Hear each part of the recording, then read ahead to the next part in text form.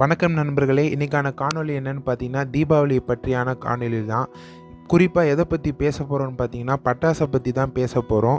ஏன்னா பட்டாசு பல பேர் பார்த்தீங்கன்னா 5000, 10,000 இன்னும் பல பேர் 1,00,000த்துக்கு கூட பட்டாசு வாங்கிலாம் வெடிக்கிறாங்க. அதனால் வாங்கி நம்மளுக்கு என்ன பயன் இருக்குது கொஞ்சம் யோசிச்சு பாருங்கள். இது நீங்கள் பட்டாசு வெடிக்கிறனால காற்று மாசு ஏற்படும். அதன் பிறகு பார்த்தீங்கன்னா, நாய்கள் போன்ற பறவைகள் போன்ற பல உயிரினங்கள் வந்து பயப்படும். குறிப்பாக சொல்லப்போனால் குழந்தைகளே வந்து பயப்படுவாங்க பட்டாசு சத்தத்தை கேட்கும்போது. அதனால் குழந்தைகள்லாம் தயவு செய்து தீபாவளி சமயத்தில் வெளியே கொண்டு வராதீங்க. அதன் பிறகு பார்த்தீங்கன்னா, நம்ம சாலை வந்து குப்பையாயிடுது. அதை நம்ம ஒரு பட்டாசை வெடித்தோம்னா அதன் பிறகு வந்து அதை நம்மளே சுத்தம் செய்யணும். யாருமே செய்கிறதில்ல, அப்படியே விட்டுட்டு போயிடுறீங்க. தூய்மை பணியாளர்கள் இல்லைன்னா அது அப்படியே தான் இருக்கும். அவங்களுக்கு ஒரு நன்றியை சொல்லிக்கிறணும். ஏன்னா அவங்க இல்லைன்னா நம்ம இல்லை, அதுதான் உண்மை.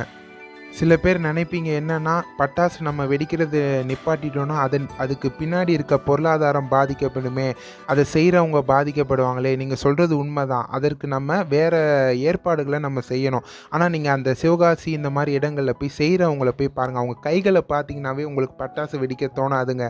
அவங்க ரூ. 100க்கும் ரூ. 120க்கும் கூலிக்காக அவங்க கைகளை பார்த்தீங்கன்னாவே நீங்கள் பட்டாசு வெடிக்க மாட்டீங்க. அதுதான் உண்மை.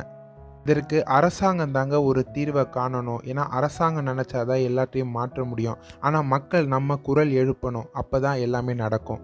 உங்களுக்கு பட்டாசு வெடிக்கணும்னு தோணுச்சுன்னா, காற்று மாசு குறைவாக உள்ள, அதுவும் சத்தம் ஒலி குறைவாக உள்ள அந்த மாதிரி உள்ள பட்டாசுகளை வெடிக்கலாம்.